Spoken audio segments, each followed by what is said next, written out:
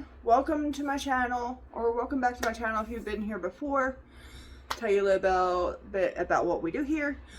My name is Brooke, as you can see, by Brooke's Animal Kingdom. And we talk about all things pet. But we focus primarily on guinea pigs, rabbits, and dogs. Because that's what I own.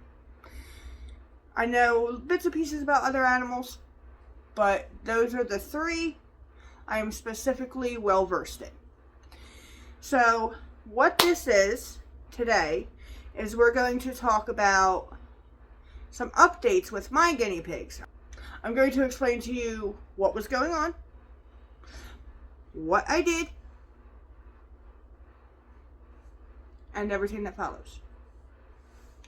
So come with me on this little fuzzy furry journey. So first up, we have Miss Chloe. Chloe is a 5-year-old tricolor Abyssinian guinea pig. I have had her for about 1.5 years now. She was my first guinea pig. Let me get her a little comfortable. There you go. So Chloe was having issues going to the bathroom. She was... yeah, giving kisses now. So she was squeaking and tensing up every time she went pee. So what I did was I made her a vet appointment, and that was yesterday, Wednesday. But that was far out when I made the appointment. So what I did in the meantime is I started giving her a little bit of diluted, sugar-free cranberry juice, as my vet recommended.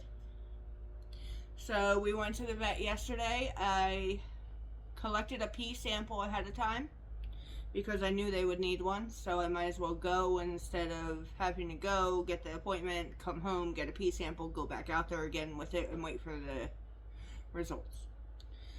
So we got the pee sample and we went to the vet. Isn't that right, Chloe? Yeah.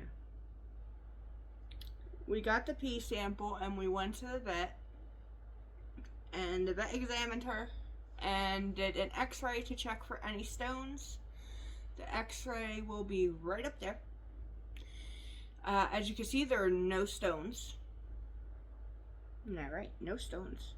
However, her urine did show a lot of bacteria and a lot of undefined crystals. What undefined crystals are crystals that form in the urine that don't fit a specific category.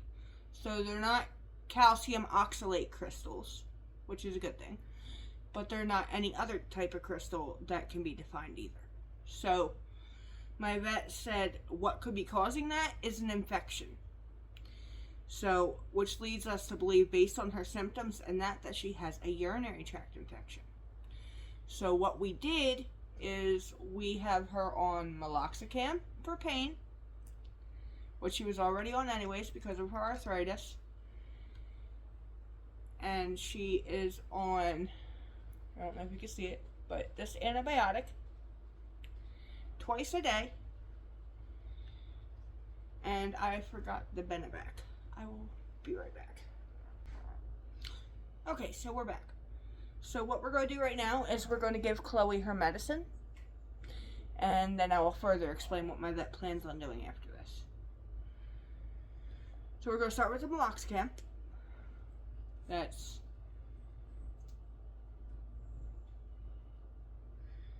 is 3.5. Actually, no, that's 4.4. 0.4. That's 0.4. So this is a 1 milliliter syringe. That is 0.4. And we're going to offer it to Chloe, and she's going to willingly take it. Good girl. Now you got to give it back. You got to give it back.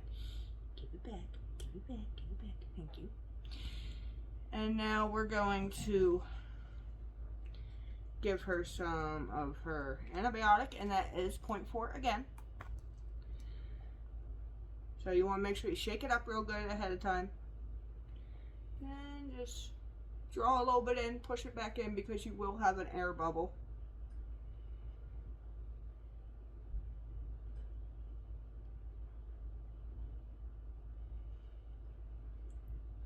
that's what that is.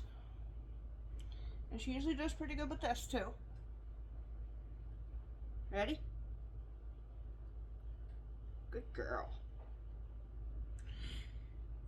And then an hour later, we will give some of this.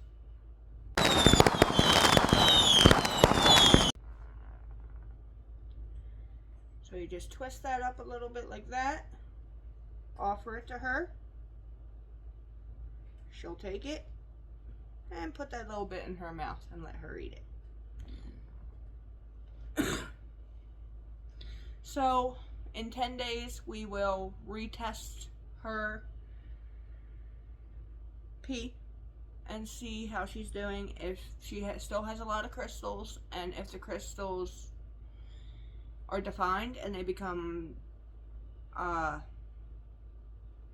calcium oxalate crystals, then she will be put back on potassium citrate. She had been taken off it because she was doing so well, but she will be put back on it. But for now, she is not on it. My vet did recommend me to get her the urinary support tablets from Sherwood Health, which I did get. And hopefully those help her. And we won't need the potassium citrate, because I'd like to keep her off as many medications as possible, because she's already on the meloxicam long term. I just don't like having them on a bunch of different medications for the rest of their lives. So that's Chloe. That's my 5-year-old. My pride and joy, my princess, my darling, my baby. She's doing alright. What, baby? Hi, baby. On to the next pig. Next up, for the sake of convenience, is Cora, only because they're in the same cage. Cora is my 4-year-old American guinea pig. As you can see, she's all black. I call her my Halloween queen. Yeah, you're my scream queen, huh? Yeah, you're the scream queen.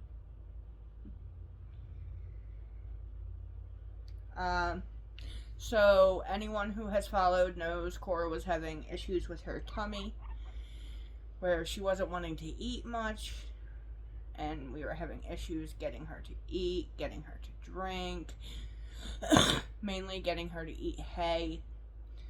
So what I did is I scheduled her a vet appointment and rushed her out to the vet, because not eating is always an emergency.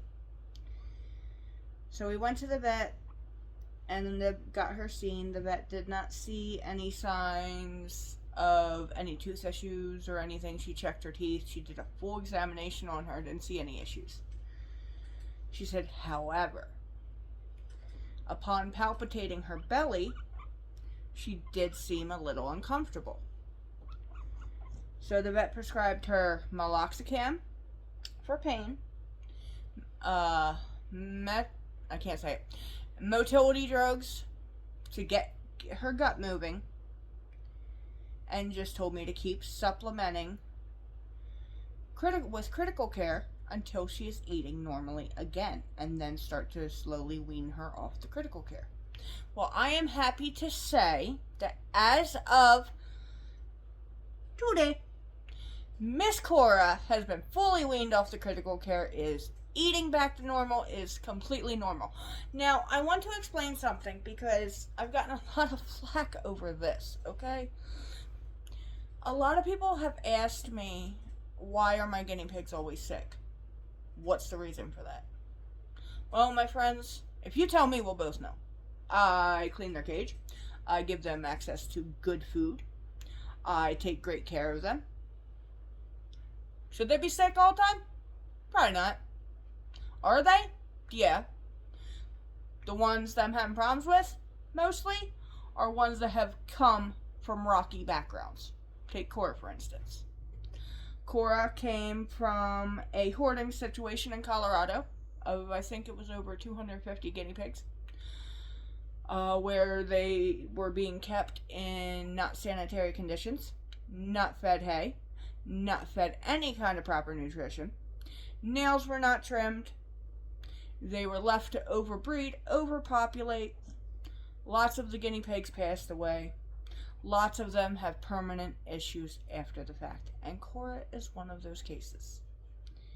She has chronic upper respiratory issues, mainly located in her sinuses. And she also has digestion issues. I cannot feed her vegetables without a probiotic, or she gets mushy poop. Now, she also, every now and then, will have a flare-up of bloat, which can lead to GI stasis. Now, the vet believes this is what happened. She had a flare-up of bloat, and it was heading into GI stasis, but it was not there yet. Now, what GI stasis is, for those of you who don't know, I'll explain both bloat and GI stasis. GI stasis, a guinea pig has a very intricate digestive system. Think of it like a cow. It's a grazing animal that is constantly putting food in, pushing waste out. It's like a conveyor belt, basically.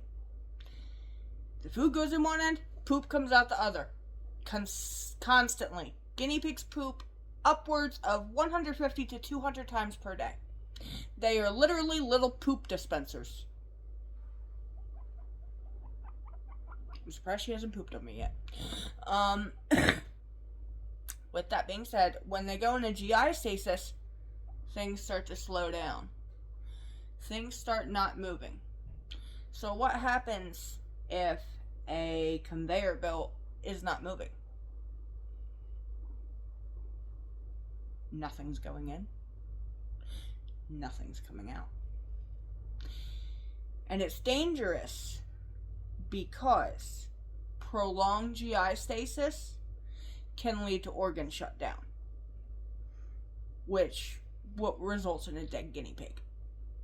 Now, what we do for that is we feed critical care every 2 to 3 hours. I usually, rule of thumb, 60 milliliters a day, 15 milliliters per feeding, max. As much as you can get in them is what you should be feeding them. Bloat. Bloat is a common thing in guinea pigs. It's more a symptom, usually, but for her, it's a symptom of her digestive issues. It is gas buildup, essentially. They get a bellyache, they get gas buildup, they stop pooping, they stop eating. They are in pain. Their belly, true to the name, bloats up. Yes, I know, I'm sorry. I'm sorry.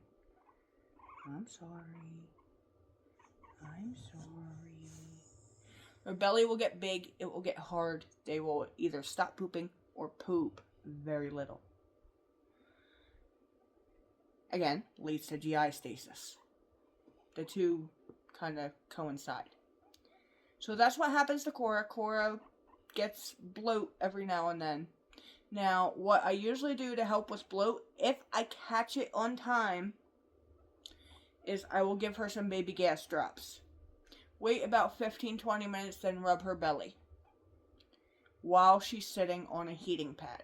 That usually helps to get things moving again, and she will poop in rapid succession. So that's a way to deal with minor bloat. If it is a rather severe case of bloat, you will need vet intervention because it can go bad, and as we know, guinea pigs get sick and they go downhill very, very quickly. So, I love you. You said you. You're my baby. Also, another issue Cora has that has nothing to do with anything, really. She has cataracts in her eyes. She cannot see very well, if at all. See? Nothing going on there. Absolutely nothing happening here.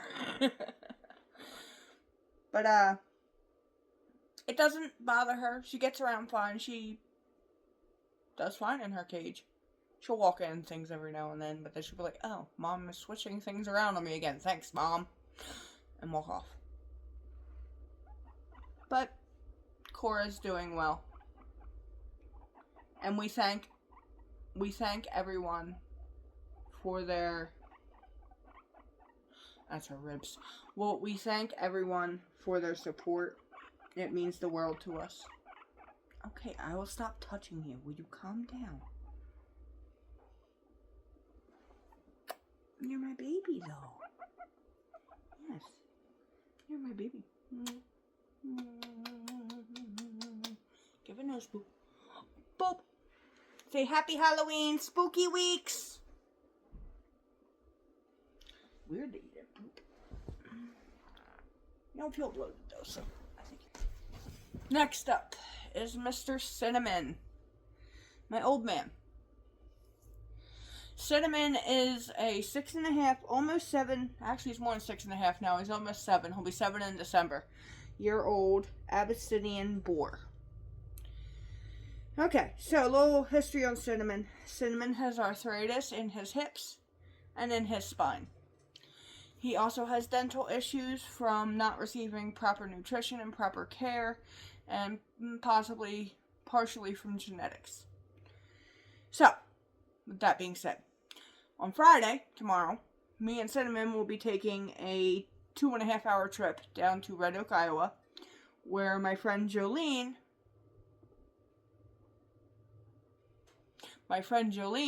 runs a guinea pig rescue called Piggy's Paradise, and she knows how to do conscious tooth trims on guinea pigs.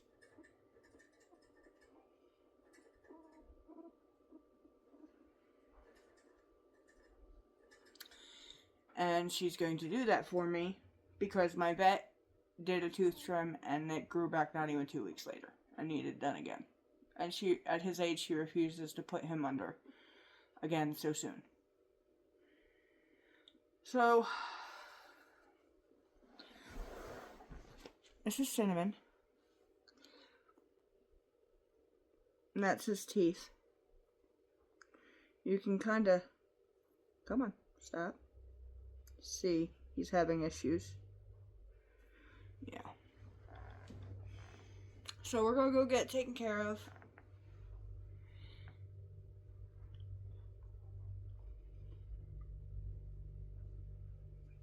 I need you to stop so I can look. Stop. I'm not gonna hurt you. I'm not gonna hurt you, bud. There you go. All better. And that's it for our updates, really. Everybody else is doing really good. Cinnamon, do you want to say bye? Say bye. Say bye, everyone. Mwah. Be back in a minute, guys. So as you can see, my guinea pigs have quite a few underlying problems. But that does not mean there's a flaw in my care, as some people have suggested. All you need to do is follow my channel and watch how I take care of my guinea pigs and my rabbit and my dog to know there is no flaw in my animals' care. They get the utmost care. When they're not feeling well, they go to the vet. A person should not be persecuted simply because they take their animal to the vet a lot. But with that being said, I appreciate you all being here. Thank you for tuning in and thank you for all your support. Remember, I have a link in my bio for Small Pet Select. You will get 10% off if you click that link and buy anything from Small Pet Select. It helps you and it helps us out. Because I make a little bit from it each time you use it. And every little bit that I make goes toward them, Eva, and Sterling. I also have other links in my bio. Feel free to check out. Until next time, guys. Stay happy and stay healthy.